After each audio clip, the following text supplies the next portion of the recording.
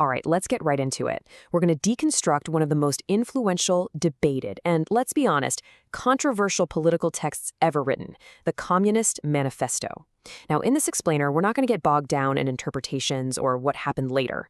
Instead, we're going straight to the source, breaking down the argument using its own powerful and provocative words. And it all kicks off with this legendary opening line. You have to remember, this was published in 1848, a year of massive, chaotic upheaval all across Europe. The manifesto just jumps right in, declaring that communism is already this recognized power. So much so that all the old powers of Europe, popes, czars, government ministers, they've basically formed this holy alliance just to get rid of this so-called specter. So why was this pamphlet even written? Well, the authors are pretty upfront about it. They say it was high time to stop all the rumors, what they call the nursery tale of the specter of communism, and just put out a manifesto from the party itself. This wasn't supposed to be some secret, hidden doctrine. It was a public declaration to the entire world about what communists actually believed and what they were trying to do. So, where do you even start with a declaration that big? Well, it begins with a huge, sweeping theory of history itself. The manifesto basically argues that if you really want to understand society, you have to understand the conflicts that are pushing it forward. And for them, that whole conflict really boils down to a tale of two classes. This right here, this is the absolute core of the entire argument. History, as the manifesto lays it out, isn't really a story about great kings or powerful nations or brilliant ideas. Nope. It's the story of conflict between groups of people. Freeman and slave, patrician and plebeian, lord and serf. Basically, in their words, oppressor and oppressed. They argue this constant fight is the real engine of change throughout all of human history. So, the text argues that in the modern world, all those complicated old class structures are kind of simplifying. They say society is splitting more and more into what it calls two great hostile camps. On one side, you have the bourgeoisie. These are the owners of the factories, the land, the capital, the whole shebang. And on the other side, you have the proletariat, the modern wage laborers who, because they don't own any of that stuff, have to sell their labor just to survive. Now, the manifesto doesn't just describe the system. It actually predicts its downfall. The central argument is that the bourgeoisie has created a system that is fundamentally unstable, a system that contains the seeds of its own destruction. And this is just a brilliant metaphor for the central problem, right? The bourgeoisie has created these immense productive forces, more than all previous generations combined, the text says. But these forces become too powerful for the system to actually handle. This leads to these, what the text calls absurd epidemics of overproduction. Crises where society is basically paralyzed because it has too much stuff, too much industry, too much commerce. So you see what's happening here? It's a 1-2 punch. First, the very tools of capitalism's success, those massive factories and industries, become the weapons that bring death to itself during these crises. And second, by building all this modern industry, the bourgeoisie has also created and gathered together the modern working class, the proletariat, the very people who, according to the manifesto, are destined to wield those weapons against the system. And that all leads to this thunderous conclusion.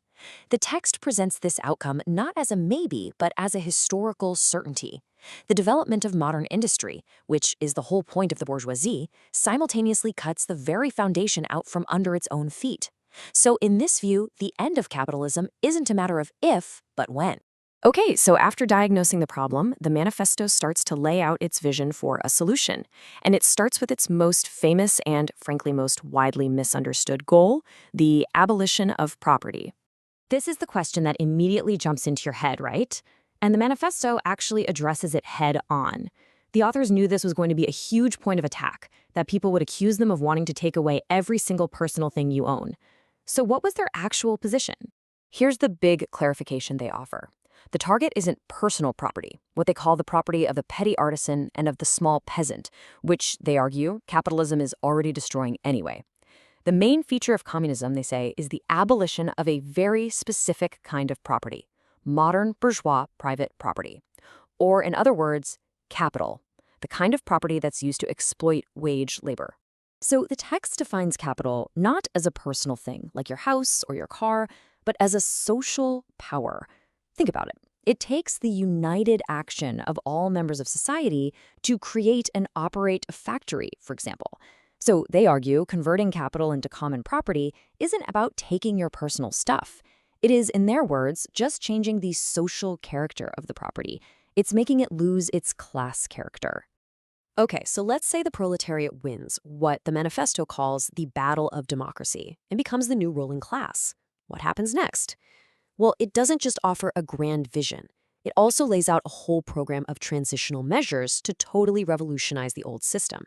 And here are just a few examples from its famous 10-point program. And it's quick to point out that these would look different in different countries. You see things like a heavy progressive income tax, centralizing all credit in a national bank, and combining farming with manufacturing. And of course, a call for free public education for all kids and getting rid of child factory labor. These are the immediate concrete goals. But what's the ultimate endgame here? Where is all this leading? The goal is to completely sweep away the conditions for class conflict.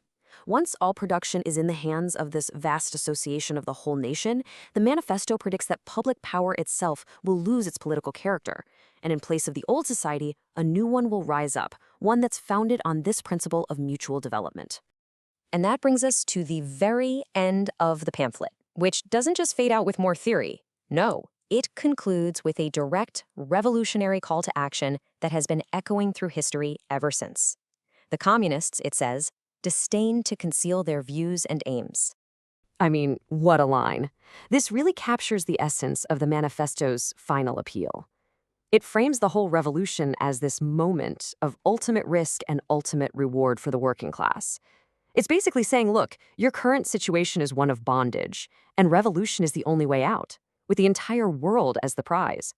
And the entire text, all the theory, all the history, it all culminates in these 5 famous words. It's an appeal that's meant to fly right over national borders, aiming to unite a global class to fight for a global revolution.